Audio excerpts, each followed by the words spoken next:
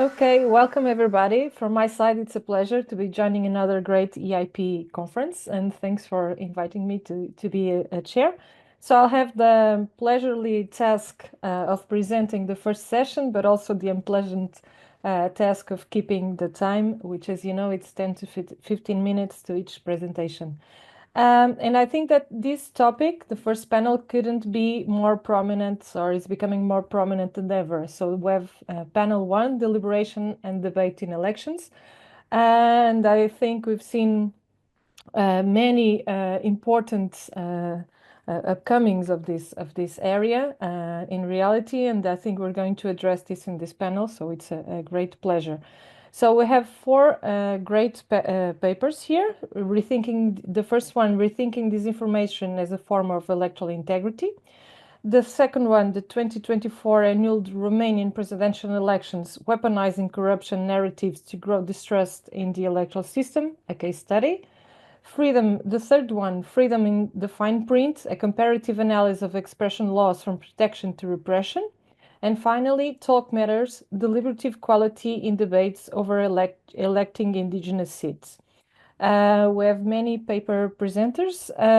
Thanks to all of you. And I think that's without further delays, I'll just pass the floor. Just one quick note. So we'll have 10 to 15 minutes for each presentation. And then hopefully in the end, we'll have a Q&A.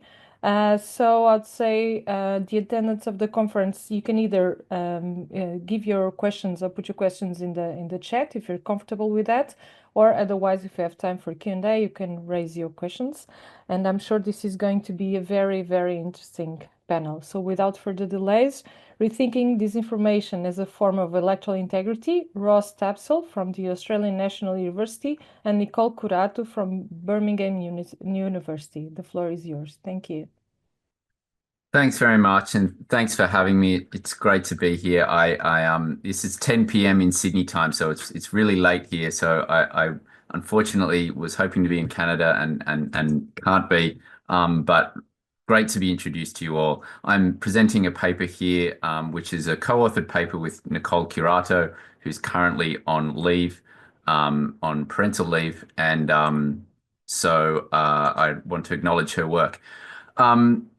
I want to start out by saying that the framing of this paper, and I'll get right into it because 10 minutes isn't long, but the framing of this paper is to rethink what we've been writing about when it comes to disinformation. And a lot of what we've been saying is that disinformation is about polarization. It's been about negativity. It's been about slander. It's been about fake news.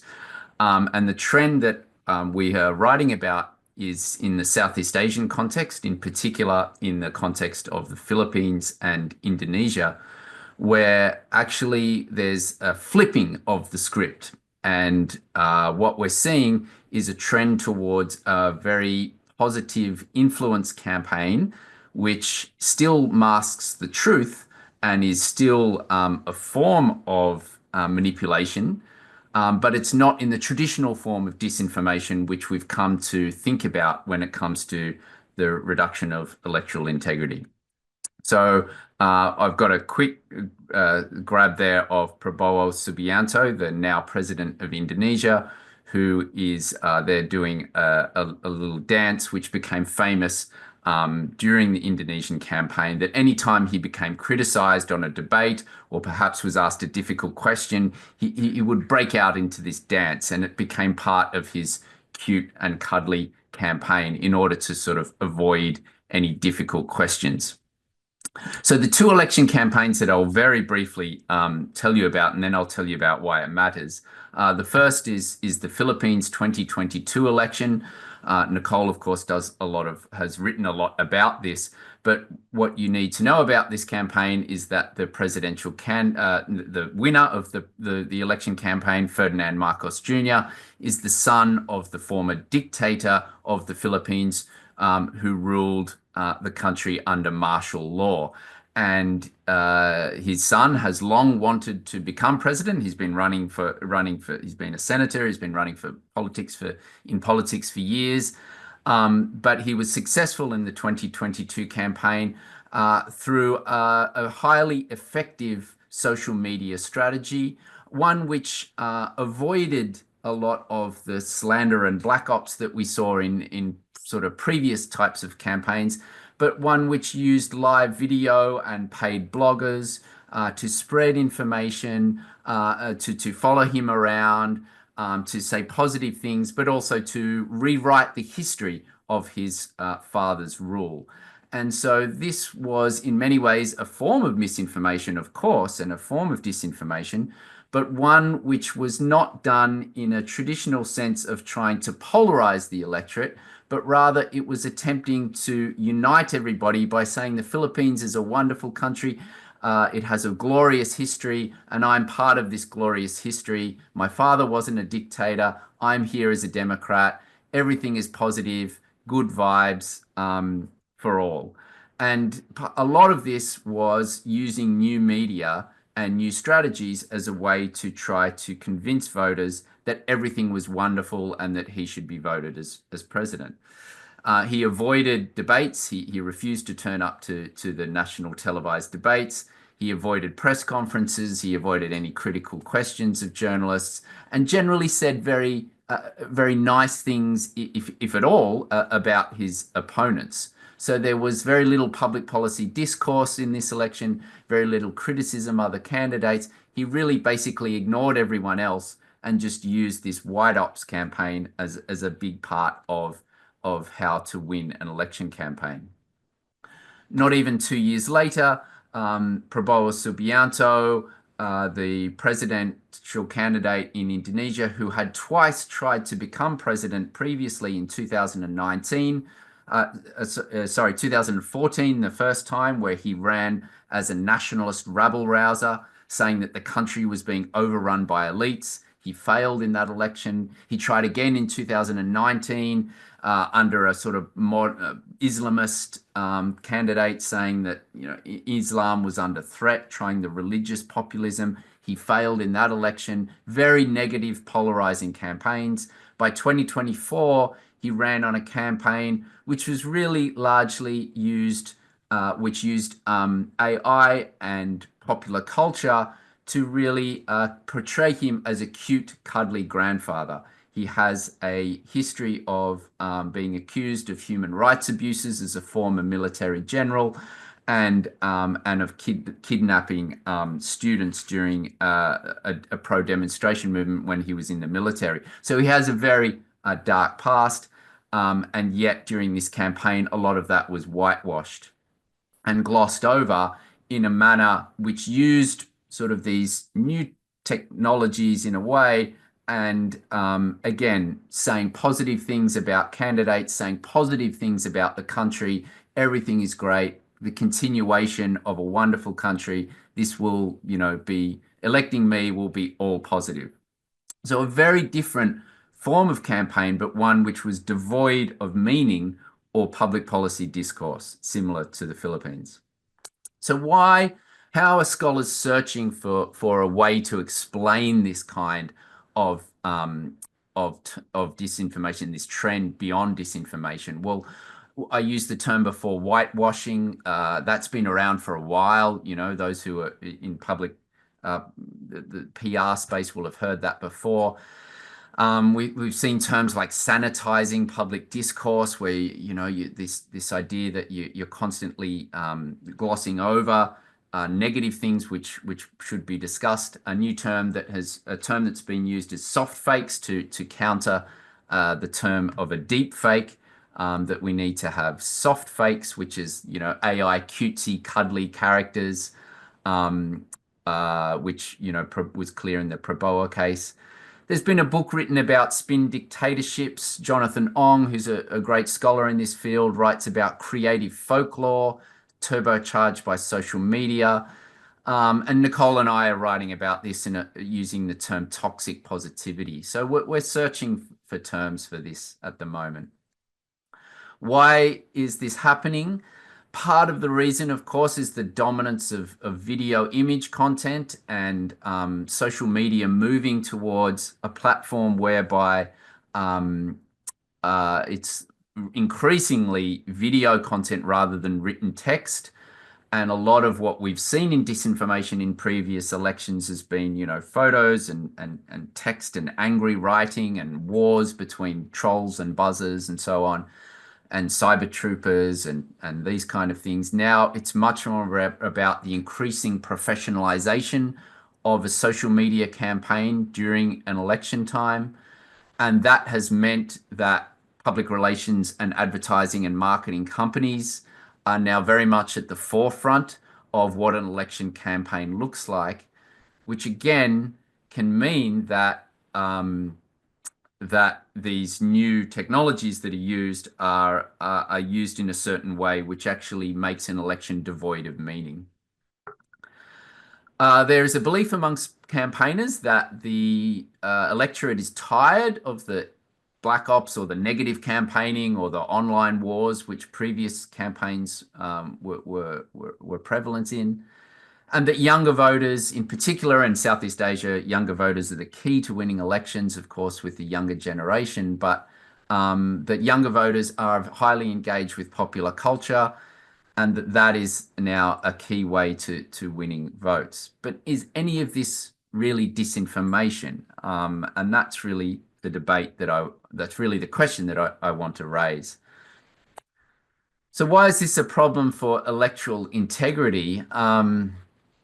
Well, of course, taxpayer funds are increasingly part of this social media campaigning, and what we saw in both the Philippines and Indonesia was enormous incumbency advantage. That is, if you have the funds from the state to use for a social media campaign, to pay for professional vloggers and influencers and PR companies and, extensive podcasting and TikTok material, then dollars matter. And the more money you have, the more likely you have to flood the digital public sphere with the content, which basically means that's what comes up in your feed.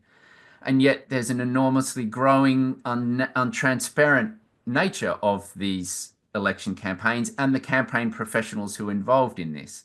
And this is, of course, been a problem for a long time in Silicon Valley in the way that money can flow towards election campaigns, but it's growing to be even more untransparent.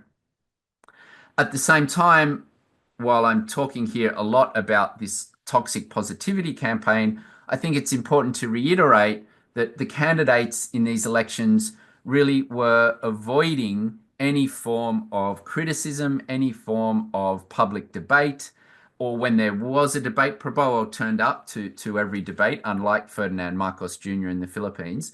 Prabowo did turn up to the Indonesian debate, but they were really, he didn't have a lot of public policy initiatives. And when he was criticized by his opponents, he often thanked them for their criticism and said he agreed with a lot of the things that they said.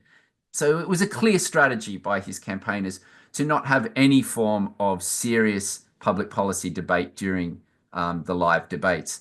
Press conferences avoided, professional journalist interviews avoided, and importantly for us in the electoral integrity space, a lot of the organizations which are set up to counter or mitigate disinformation, and that is now an industry unto itself, were really caught off guard. And they said this by their own admission, that the fact checkers, the NGOs, the academics who were preparing for a highly negative campaign found that actually they didn't really know how to critique this.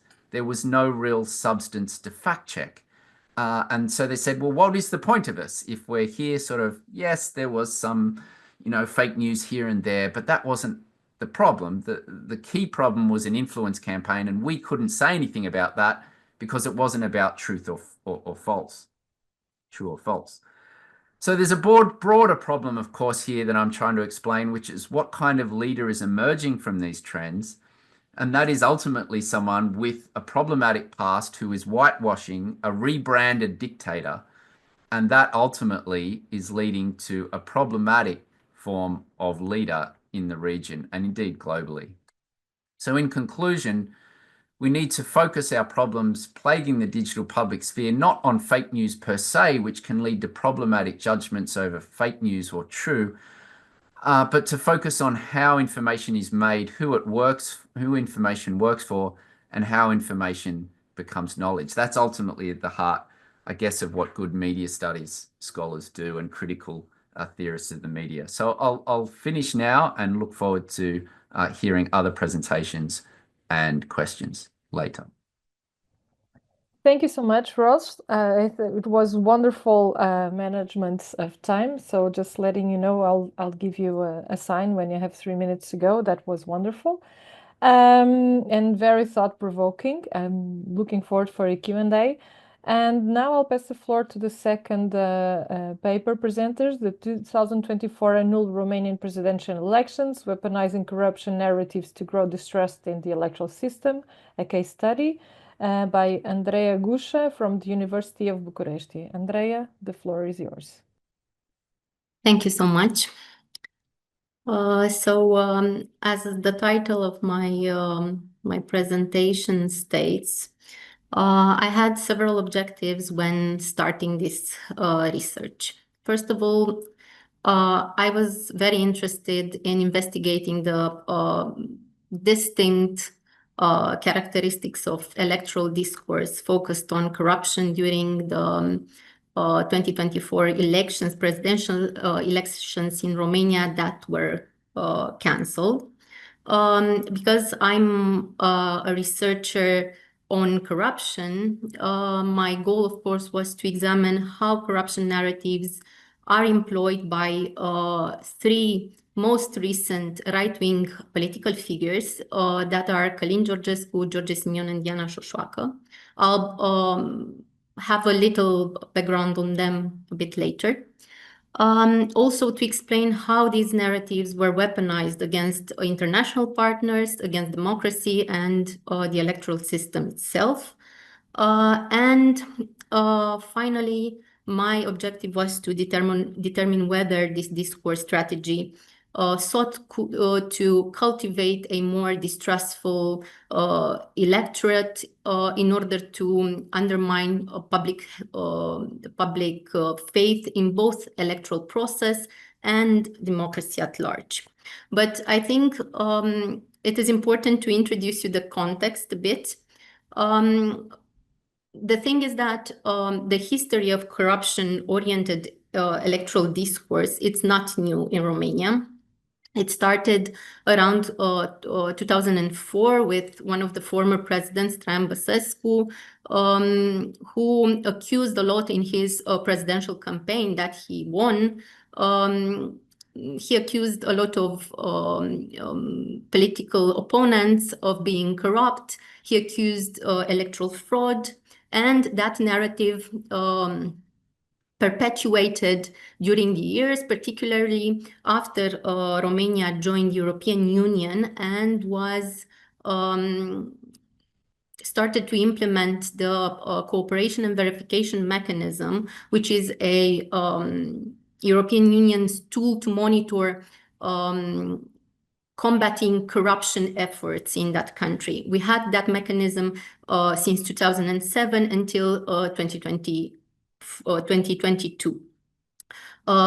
During this time, all the presidential campaigns were dominated by topics related to corruption. For instance, another president, our last former president, Klaus Iohannis, actually accused in 2014 alleged collusion between the business sector and the state institutions in order to embezzle the state budget.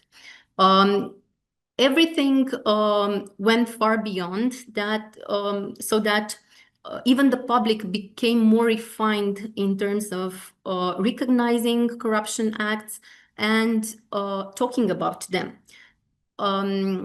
Something, although changed in 2020, because I also studied a lot that phenomenon. It was the rise of another a new party called the Alliance for the Unity of Romanians. That was our newest and probably the most populist party, considering the textbook definition. they somehow shifted that very specialized discourse about corruption to something more simple, more raw, connecting it with treason, with some endemic problem the system has. This party was the one where my three political figures that I am concerned when addressing this paper actually made them famous. So Simion, Georgescu, and Șoșoacă all started somehow in our or associated with our. Our is the party. Now, in 2024, we had presidential elections that somehow became internationally notorious because they were cancelled. Everything actually started on October 5th when one of these three figures' candidacy was annulled by the Romanian Constitutional Court due to Diana Șoșoacă far-right fascist views. On October 25th, the electoral campaign started, and it seemed to go well until 1 week before the elections, where the polls showed something surprising, that one candidate was quite unknown. Călin Georgescu was leading the polls. He actually, on November 24th, he won the first round because presidential elections in Romania are organized in 2 rounds, and he won more than 2 million votes. The society was very surprised about that, and that's why the former president, Iohannis, held an urgent meeting of the Supreme Council of Defense to investigate whether there was a corruption fraud there. Meanwhile, the Romanian Constitutional Court issued the decision to recount the votes. 9.4 million ballots were recounted by December 2nd, and nothing problematic was initially found until December 4th, when this Supreme Council of Defense decided to declassify the reports issued by Romanian intelligence agencies, reports that showed and indicated proof that a potential fraud took place. So on December 6th, the Romanian Constitutional Court cancelled the elections. Meanwhile, they were held in May, and all the story ended. So what I wanted to do is to investigate these corruption narratives, and my methodology is based on a political discourse analysis. I used a monitoring strategy. I monitored all the three candidates between October and March in case of Georgescu, and December in case of the other two. I analyzed the debate discourses they had, the official debate discourses, as well as social media's posts on Facebook. And these are, because it's a discourse analysis, and I was very interested in how they represent corruption, what kind of words related to corruption they use, how they use it. So I defined a few indicators, a few themes that emerged from their discourses where corruption was elevated as a topic. And I'll just give you some examples. It's just a glimpse of my paper. First, they were very concerned to target political opponents, elite groups, as in case of other populist candidates, populist parties.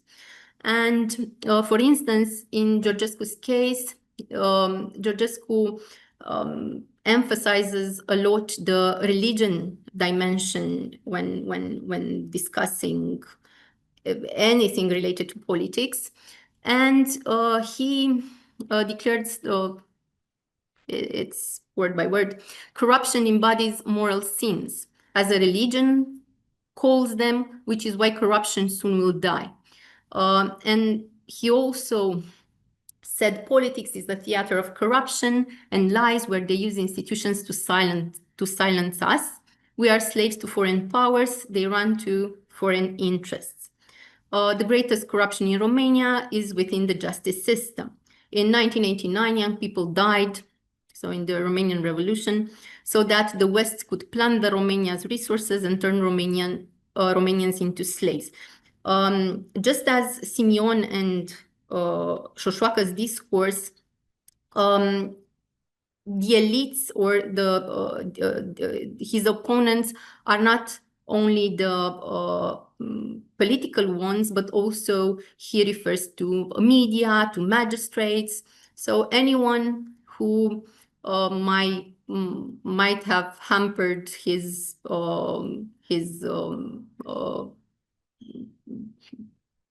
political objectives.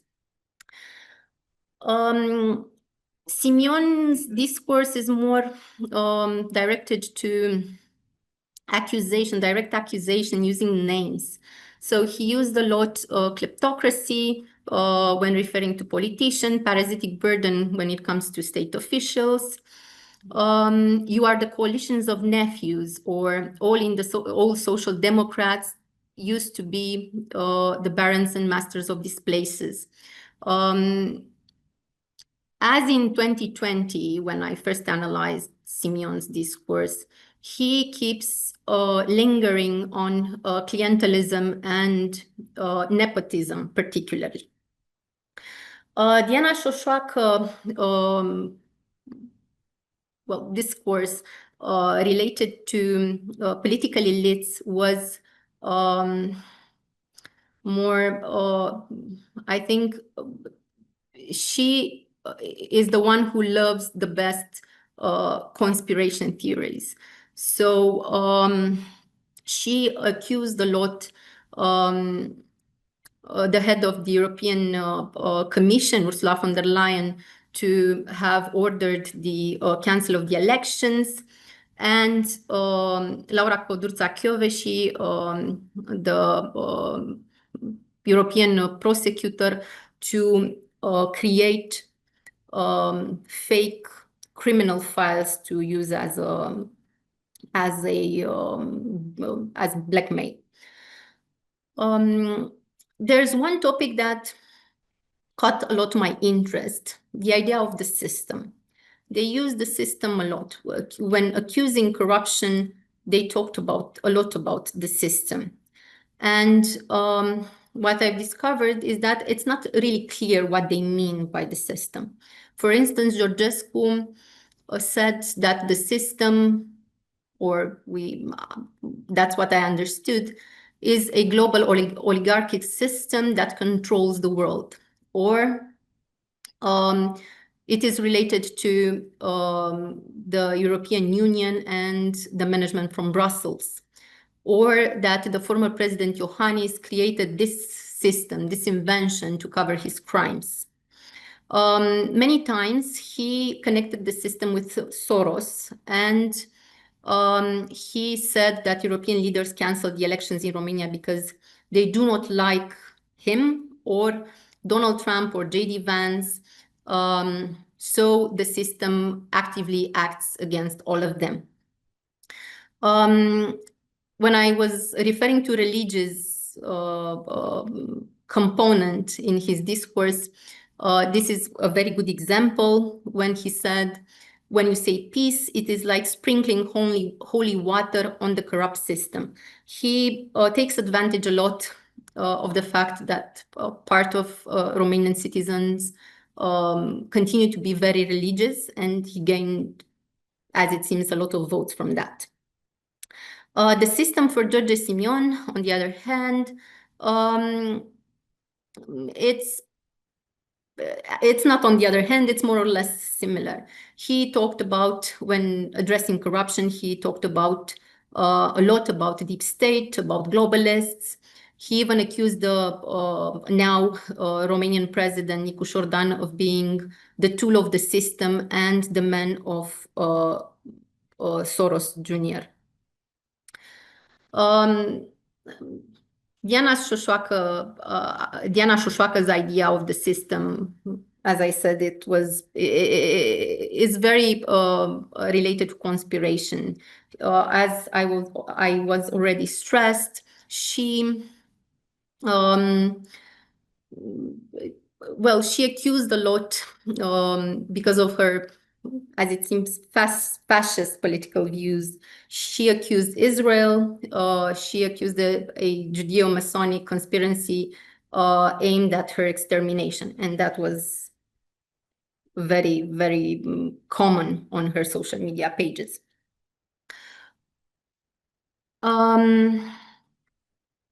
There are some other topics that I was concerned about when discussing this issue, like the concern for the economic sector. All three candidates use that type of corruption, of embezzlement of states' natural resources.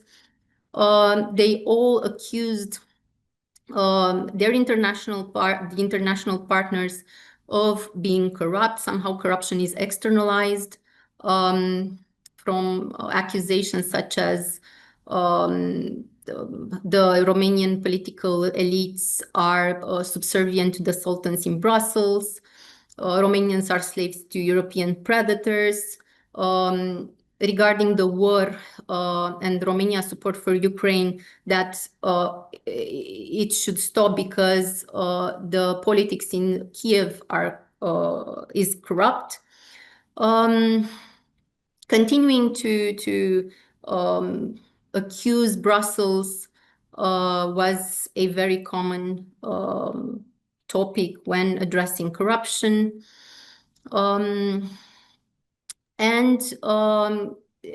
If during the campaign this was something noticeable, after the elections were cancelled, the discourse became even more aggressive.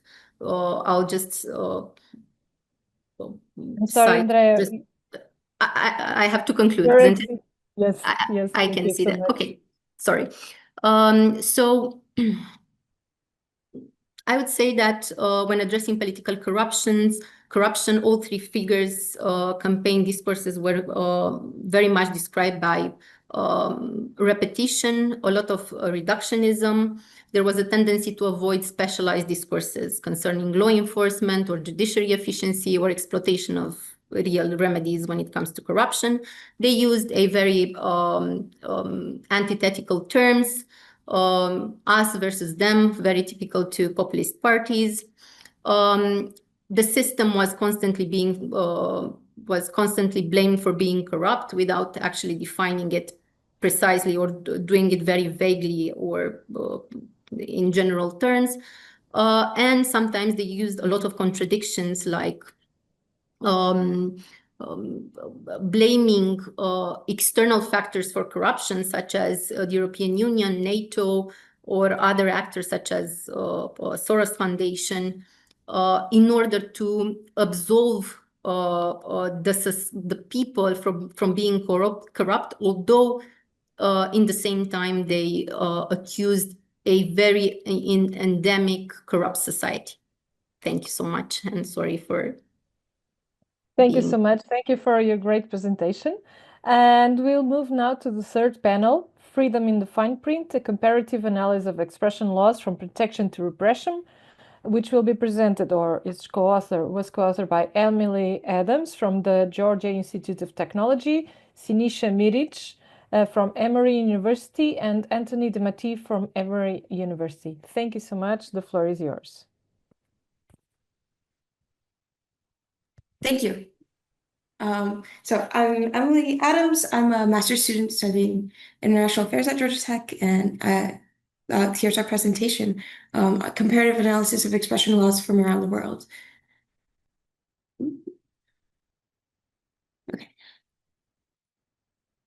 Okay. So to situate the issue, in the beginning of the year, in January, the country Georgia introduced new laws on January 13th that actually it further curbed freedom of expression in the country ahead of its election this past year. And so these new laws introduced fines for putting up any protest posters or any slogans, and also allowed the police to preemptively detain anyone for up to 48 hours if they thought that they were going to protest. And this is not just like this one case in Georgia, it's an example of the system more broadly, where countries are adopting these very restrictive, repressive laws that directly affect freedom of expression in countries as a way of deterring opposition and quelling protest against the incumbent party. So to introduce the paper today, we're kind of based, our argument is based in the idea that freedom of expression is essential for democracy and accountability for political leaders. But the information space is facing problems like disinformation that really weaken the environment. And so states are trying to regulate against problems like disinformation, but there's this tension there between like balancing protecting freedom of expression and regulating disinformation in a meaningful way that is very difficult because of how ambiguous the problem is. So to do this, we have assembled a global corpus of expression laws. Right now, we're looking at 237 laws from 91 countries from 1854 until now. So it's a lot of different laws across different times, but we're still continuously expanding that data set or our legal corpus. And then we're wanting to evaluate the differences in the expression laws across regime types and across time to understand, and within regimes across time, and then across regimes across time, to understand the different contexts in which these laws are adopted and enforced. So that's like the third point, is understanding the de jure legal frameworks versus the de facto enforcement in countries. You can imagine how there might be some differences there, but also how well do they actually align is important for understanding like how relevant understanding the laws is for understanding the state of expression in countries themselves.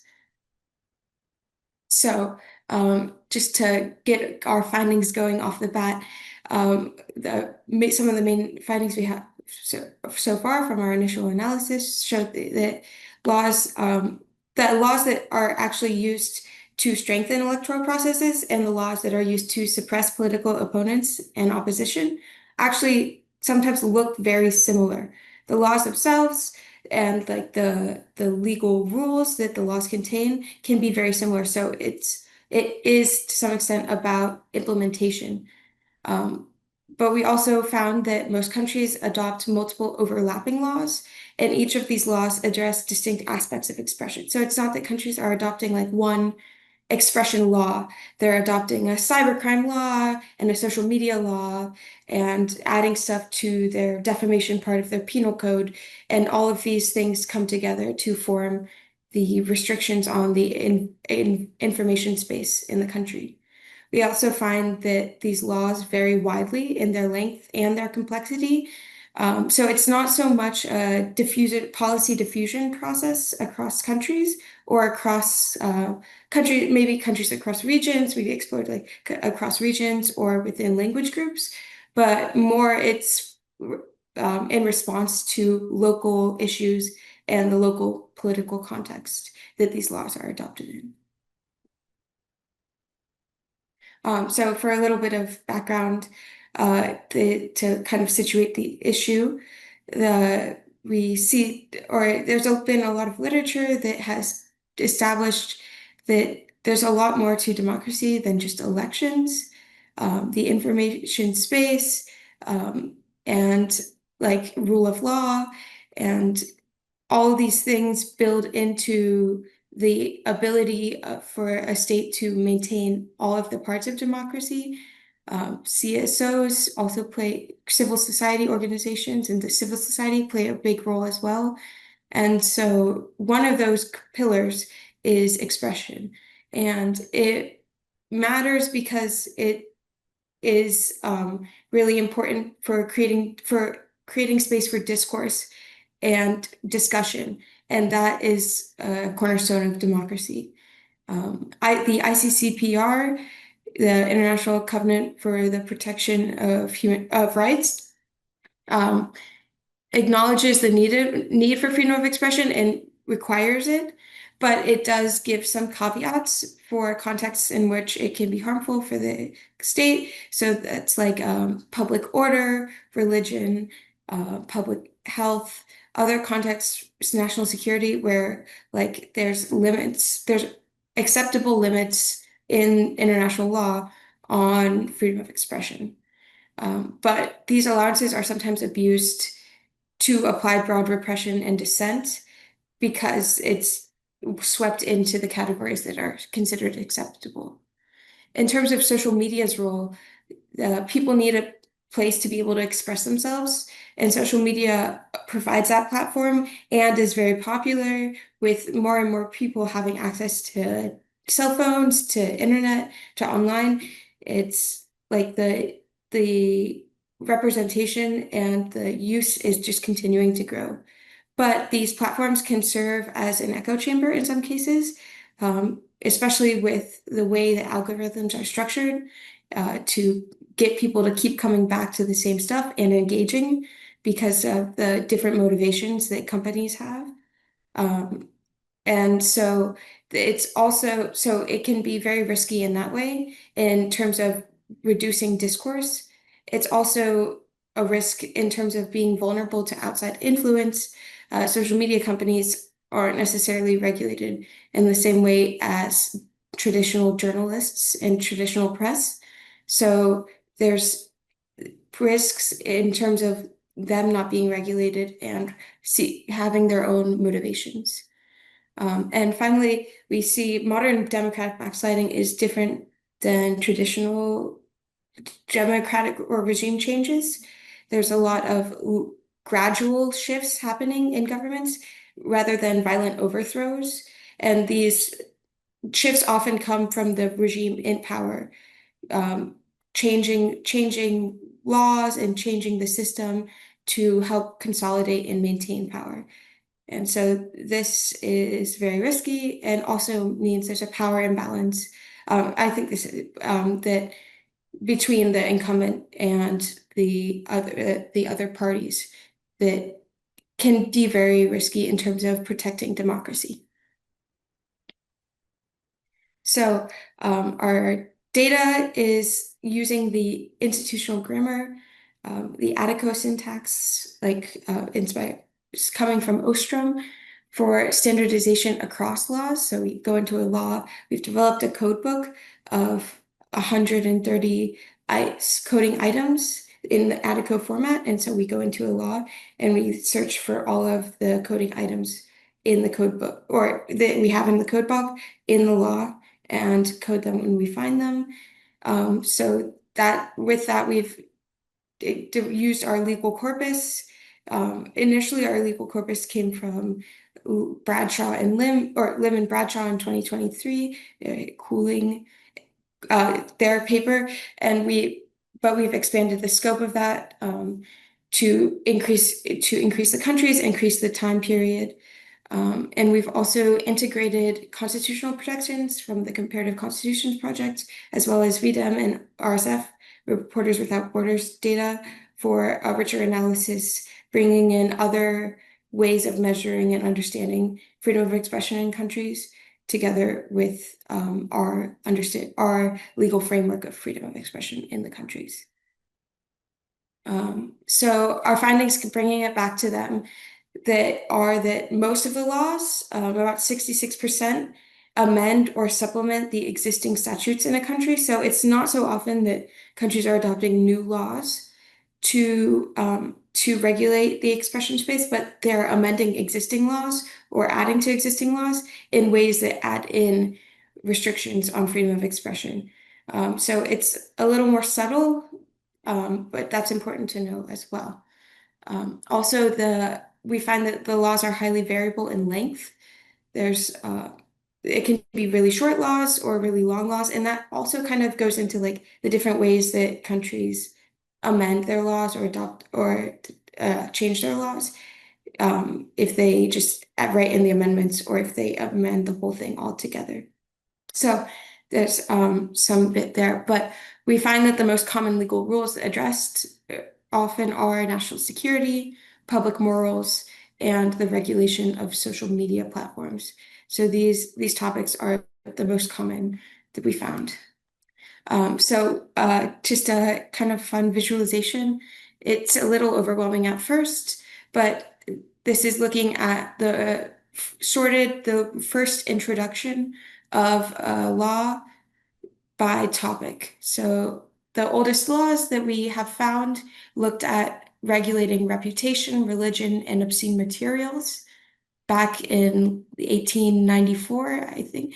And since then, it's increased, or like there's been new laws adopted at different time periods. You can see when it's a taller step that a lot of laws were adopted at the same time, regulating a lot of different topics.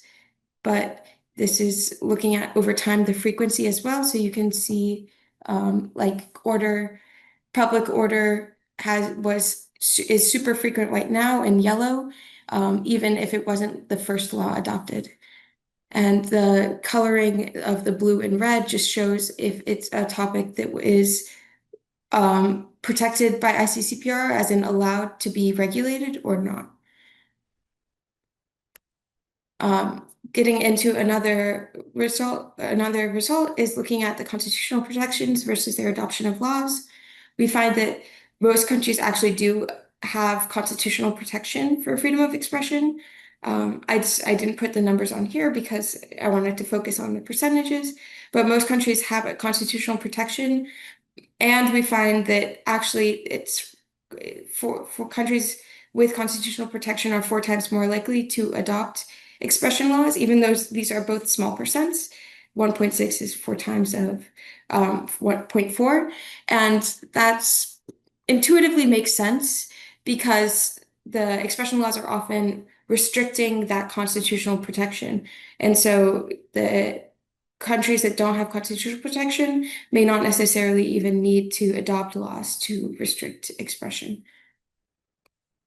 And finally, third visualization is looking at the de jure de facto state of freedom of expression in countries, looking at the number of journalists detained by country year. So we find that there's higher journalist detention rates in countries with expression laws. They're very small, but if you can see on the bottom there, we have trend lines, and the trend line for countries with expression laws is slightly significantly higher. But you can also probably tell that this is highly skewed with China, as they have really high rates of journalist detentions. So we can see also that even outside of China, there's been a huge increase in the detention rates since about 2006, really picked up in 2015 or so. And so a lot of countries nowadays are detaining journalists at really high rates, not even just China. So this is very concerning. But yeah. So to discuss a little more, we find that laws regulating the expression space are dynamic and often embedded in broader legal contexts. They don't exist in a vacuum. And the adoption we find that the adoption does correlate with negative de facto outcomes. like journalist detention, because as more laws were adopted, there was also higher journalist detention rates, as you can see in the previous graphic. And we find that there's a need for more nuanced legal frameworks to protect freedom of expression that aren't so broad sweeping, because especially disinformation, false news, fake news, that sort of thing is not actually an acceptable way to restrict expression under the ICCPR. And so if you're taking international law standards as your basis, then it's not actually acceptable to restrict information just on the basis of it being false. And so I think that's like something that countries have to be very wary of when they're restricting where is the law, what's acceptable. I think about that. It's useful to think about that as well. To conclude, I think our preliminary results highlight the importance of a multi-stakeholder approach that incorporates lots of actors.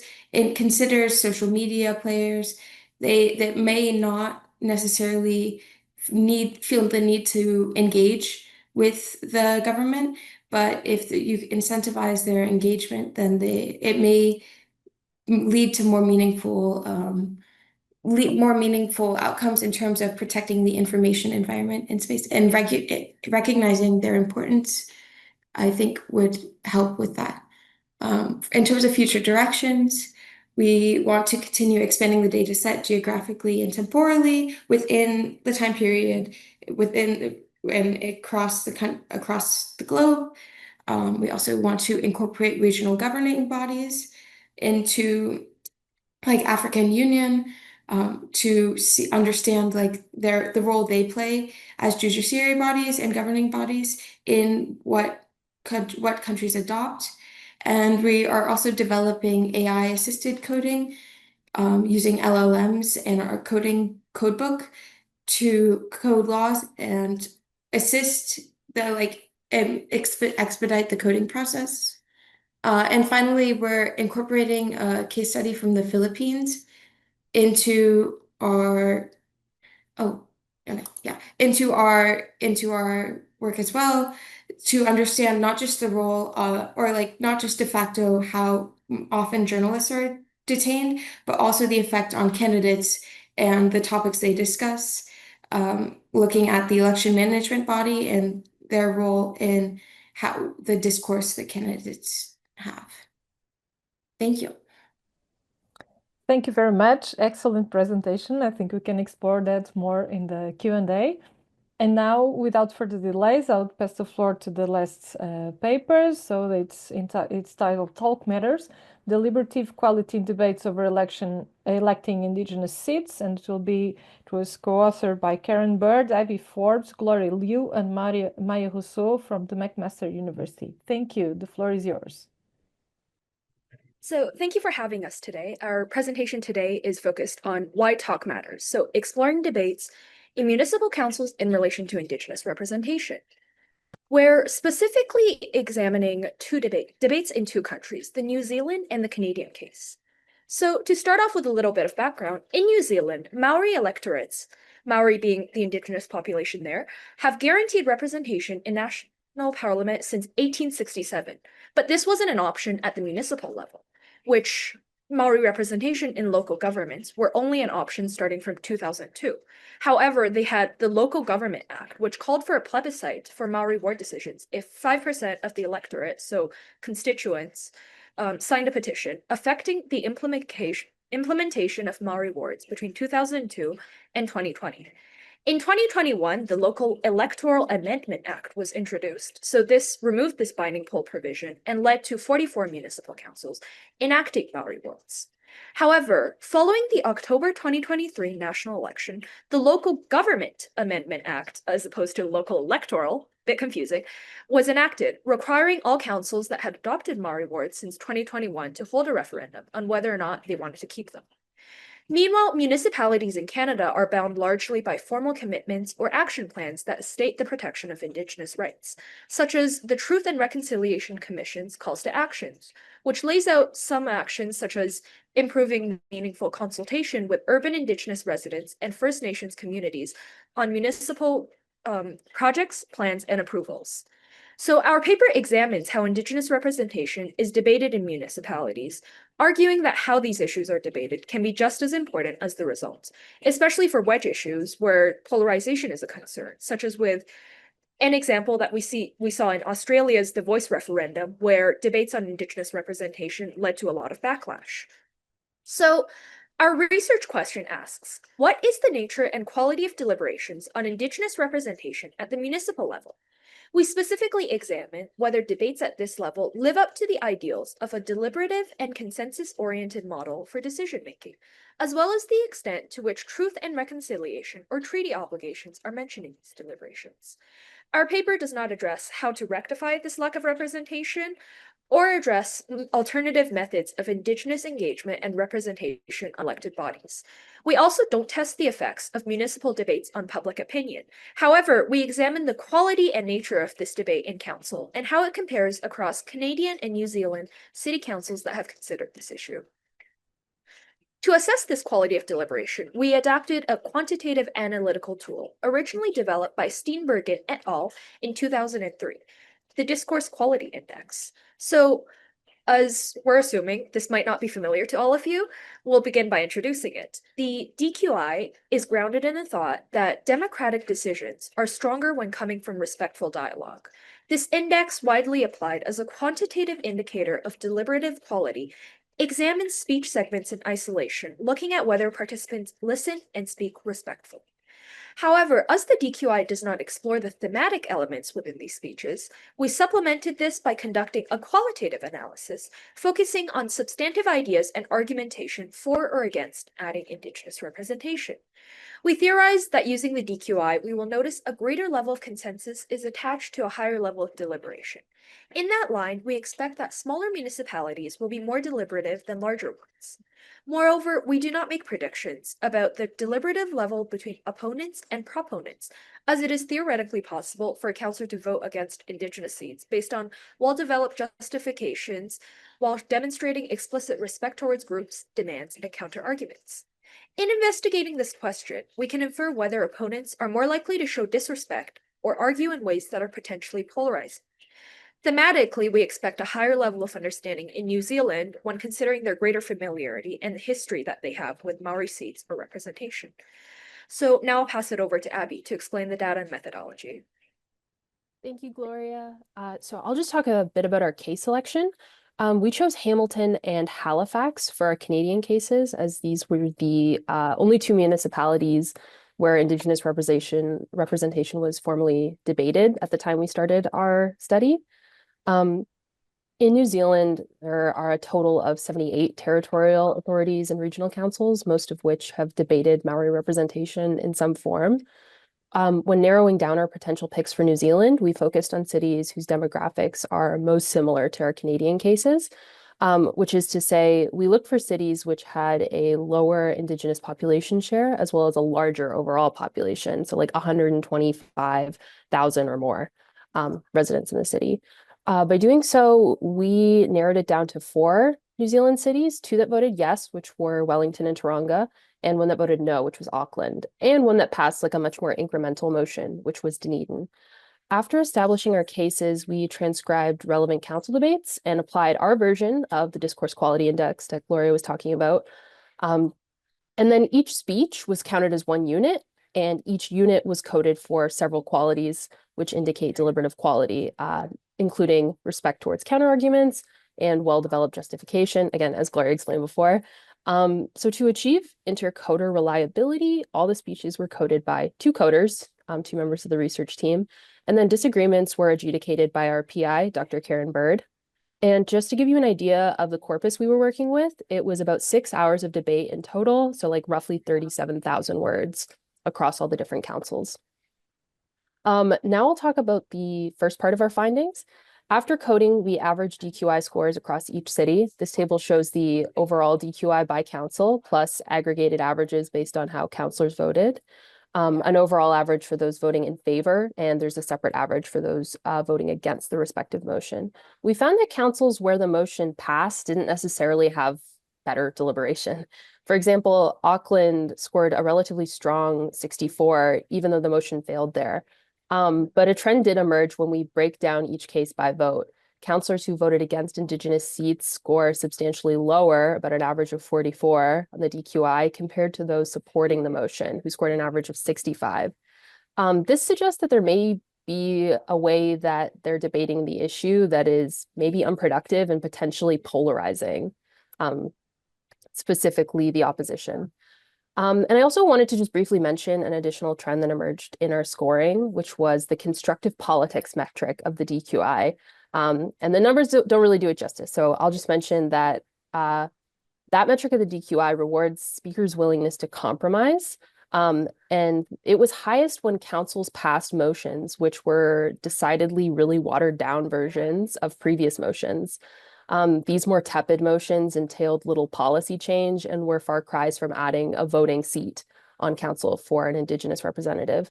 Notably, these compromising motions were associated with cases wherein mayors took on a larger role in the debates. So potentially there's a trade-off here. Constructive politics, an incumbent's inclination to compromise, is maybe associated with minimal policy change. And we'd be happy to touch on this a little more in the Q&A. So I just also wanted to mention some of the discursive themes we noticed. So to supplement for the index's inability to capture thematic content, our team also did some inductive coding outside the DQI. And we found that in Canada and New Zealand, the most common themes related to treaties, consultation, and democratic principles. So regarding treaties and joint governance agreements, these appeared across all cases and were cited in many different arguments, but most often by those arguing in favor of advancing representation through a voting seat, with these proponents emphasizing the distinctiveness of the relationship between Indigenous people and the state and our municipalities. Another theme that appeared across cases, that is, supporters and opponents alike emphasized the need for further consultation.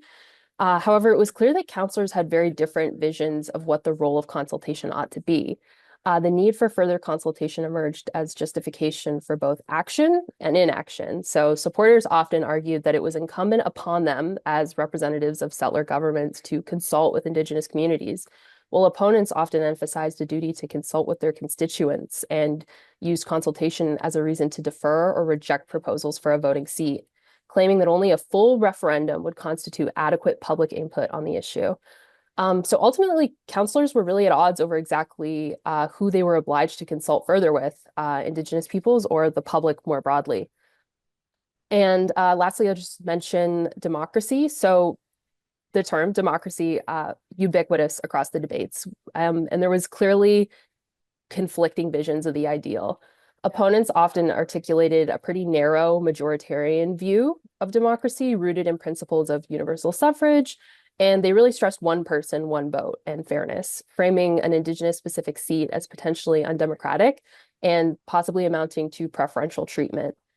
Conversely, supporters argued that standard majoritarian frameworks failed to accommodate for the political distinctiveness and the historical exclusion of Indigenous peoples.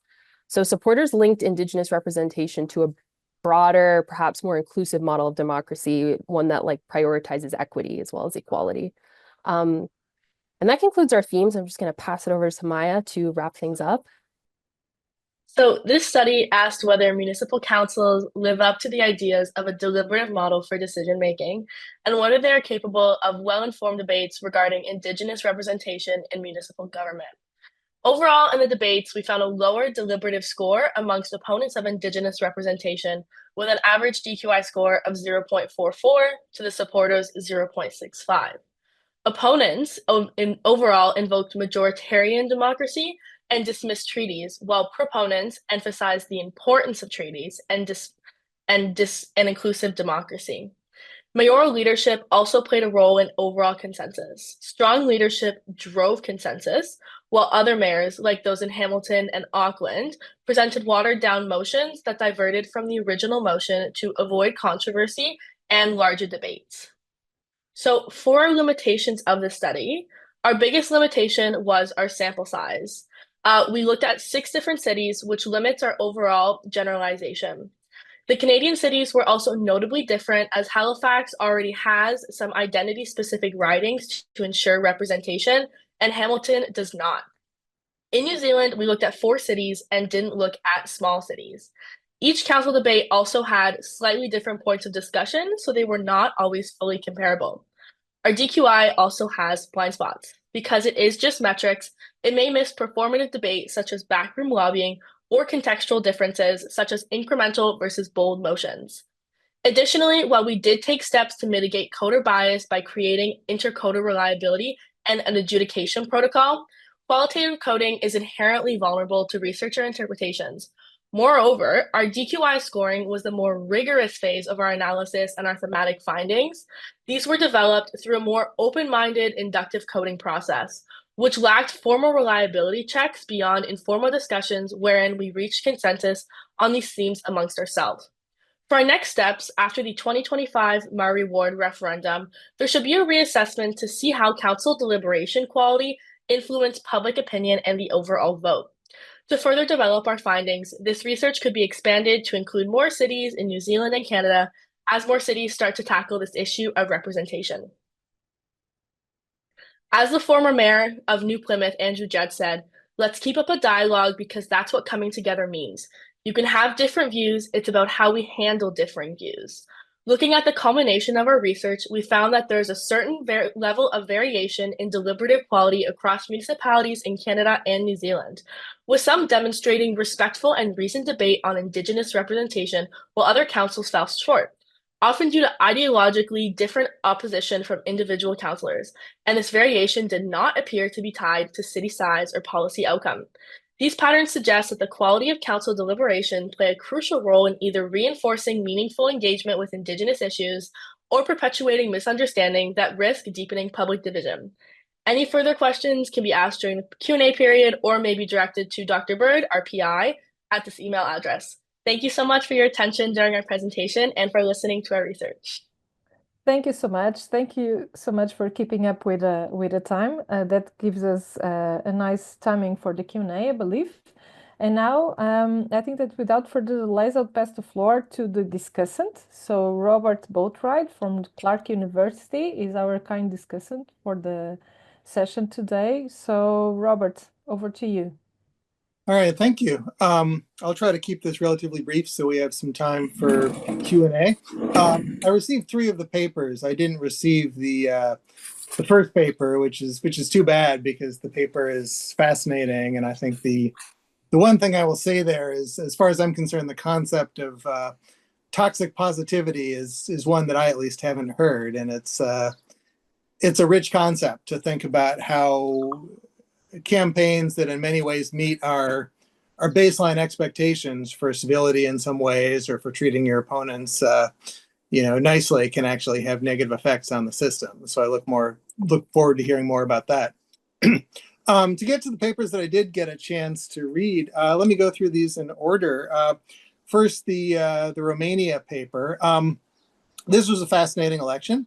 And it's really the only Romanian election I've followed as an American, but it was, I taught a class this semester on campaigns and elections and had a Romanian student in the class. And I think all of my students were so excited about hearing more about that we kind of handed things over to her to explain it.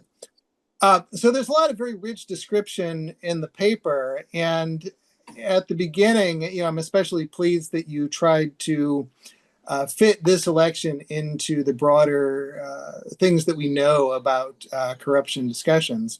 The paper is a really nice example of the way that corruption narratives are used, and I think the striking thing about this election is how many people talked about corruption during the campaign.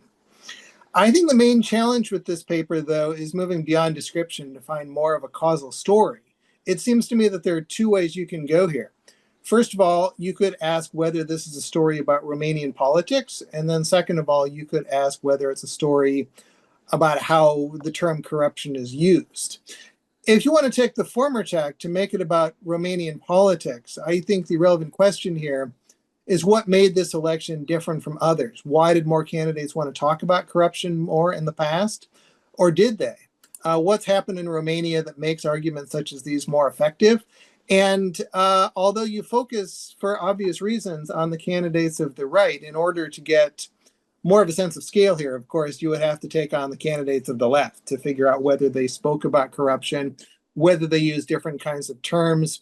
My understanding of the corruption literature is that candidates of the left have talked a lot about corruption in recent years, but they use the term in different ways. That is, instead of talking about systemic corruption, they tend to talk about individual candidates, violations of the law, and so on, rather than about the system. Although then again, we do have sort of more populist left-wing candidates who use the same argument there as well. So I think the question there then is, more broadly, how did the nature of election discourse change across candidates, or how has it changed across Romanian elections? Or given that we have a number of other elections in similarly situated countries over the past few years, it would be interesting to take a look at countries like, and I went to the list here of elections, Poland, Croatia, Moldova, Lithuania, Slovakia, all had elections in the last couple of years. And it would be interesting to figure out whether corruption played more of a role in Romania than in these other countries. And if so, why is this the case? And finally, I think it's clear in your paper that corruption arguments are perhaps more effectively made on some communication platforms than others. So it might be interesting to compare social media posts with other forums that candidates might talk about corruption. Or if you want to do the latter, I think the thing I struggle with in this paper is that we can talk about corruption as a word that gets used, or we can talk about things that are corrupt. That is, we can talk about nepotism, favoritism, other sorts of stuff. And I'm not quite sure which one you're doing here. In order to do that, you would, of course, have to educate us on what the relative the cognates of the word are in Romanian. But it would be helpful to make clear to us whether you're just talking about candidates discussing corruption more narrowly, or whether you're talking about a broad list of themes that you, the researcher, have decided are about corruption. So there's a lot of merit here in the case study, but it seems like, at least in the closing, you want to reach for a little bit more, and I think you can certainly get there. To the, let's see, the second paper, the Adams, Miric, and DeMattee paper, Freedom in the Fine Print. This paper also is quite fascinating. The principal claim here is that democracies use expression laws to strengthen elections, but that they can often be misused. That is, efforts to clamp down on free speech are often framed with reference to democratic values, which makes it difficult to figure out what's going on. I'm struck by your closing discussion of the relationship between laws and the detention of journalists. So you have a lot that you can put together here. Since this is an exploratory paper, right now I think the balance is a little bit off. There's a lot of setup, a lot of literature review, but the data analysis is a bit preliminary. So my main comments then have to do with what you might want to do to extend the analysis. It seems to me that the biggest challenges here are determining what is a law, figuring out how to think about scale and addressing mixed cases. So on the first issue, I get that you're only looking at law adoptions here, but many countries have a range of other ways of making law. In the US, for instance, executive orders, legislative committee reports, judicial decisions, and so on can all be used to implement various sorts of laws. So one probably infeasible way to address this would be to expand the scope of what you collect. Another more practical way might be to look at delegation. Are there variations in who is expected to enforce these laws? What constraints are put on those who would enforce it? And or whether those who would enforce or regulate are political appointees or are insulated from politics. That is, there's a lot of lawmaking that probably goes on here that isn't explicit in the law. It's more about allowing somebody else to use their discretion to make decisions. On the second point, I wonder if there's a way to categorize laws by impact, which might be a little messy or subjective, or alternatively, something like the number of pages or words in a law, the amount of time devoted to debate, the extent of consensus on the law across parties. And third, many laws do a range of different things, and it wouldn't be surprising if some of the laws you're interested in were tacked on to unrelated rules. So I'd like to hear more in the paper about how to handle ambiguous cases, laws that might address more than one area of concern, or would have effects that might have contradictory effects on expression. And finally, to the Bird, Forbes, Liu, and Rousseau paper, Talk Matters. This is a really interesting comparison of things that we don't often fold into discussions of elections or election law. I teach a political reform class to seniors, and my students develop research projects in the class. And every year I've got somebody who's really fascinated with New Zealand, not only because of the Indigenous representation there, but from, I guess, an American perspective, right, the speed at which dramatic changes were made in election laws there. So it's really a fascinating story.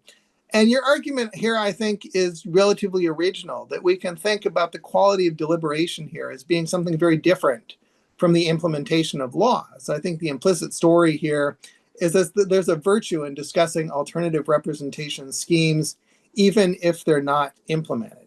And that it matters then how things are discussed. So that's a really nice addition to the literature. This paper, like the Romanian one, has a lot of rich detail, and my sense is that you're trying to think about how to synthesize that detail into a set of testable claims. I think you did that much more clearly, from my perspective in your presentation than what I extracted from the paper. So you're clearly thinking about how to put all of this stuff together. In the paper, you present a couple of hypotheses and describe your coding method. But I wound up reading the paper looking for tables that show this. You report your results in the narrative, and you supplement them with a lot of really interesting qualitative information drawn from the council debates. But I don't necessarily see the evidence to prove your arguments in the paper, though, even though I'm sure it's clearly there. So a second concern then is that I'm not always clear what the comparison here is about. Are we comparing Canada and New Zealand? Or are we comparing those who favor and those who oppose some sort of representation law? That is, are we looking at cities, countries, or individuals? I think you can address more than one in the paper, but it would be good to clarify what you're doing. One important step here then would again be to offer some sort of descriptive table. This would address the first question I had as well. What are the relevant characteristics of these 6 cities? What attributes should make discussions different? Is it a matter of size of the Indigenous population, the size of the city, the nature of the particular proposal on the table, or is it just a matter of what country they're in or something having to do with the politics of who's on the council? So putting in a table that contrasts these places would be a good way to clarify what your intentions are. You do have one table in the paper that shows these differences, so an easy thing to add would be to have a row or two on city attributes. And third, one problem I had in reading this that, I think is a real problem, and I'm not totally sure how you get over it, but is a thing to think about, is that it seems really easy to label the arguments for minority representation just as being more civil than those that are against it. That is, I think you take a normative stance here, which is totally understandable, that minority representation is in general a good thing. A lot of the civil discourse literature tries to make more of an argument that principled disagreement can be important and can be done in a civil way, which I think is where you want to go here. So I think the paper is missing sort of a hypothetical. That is, how would you construct a civil and an uncivil argument on either side? How would you construct, what is the best, most civil, or most thoughtful argument against minority representation? It seems like again and again in the paper, I'm like, well, the people who are arguing against this are arguing in bad faith or are making kind of hostile claims. And I get that that's true, but in order to demonstrate that, I think you have to take further steps to frame what the quality of deliberation should be or what the claims should be on either side. So those are the comments I have. Again, I truly enjoyed these papers, and I think this panel, everything speaks to the others really, really well. So turn that over to the audience for questions.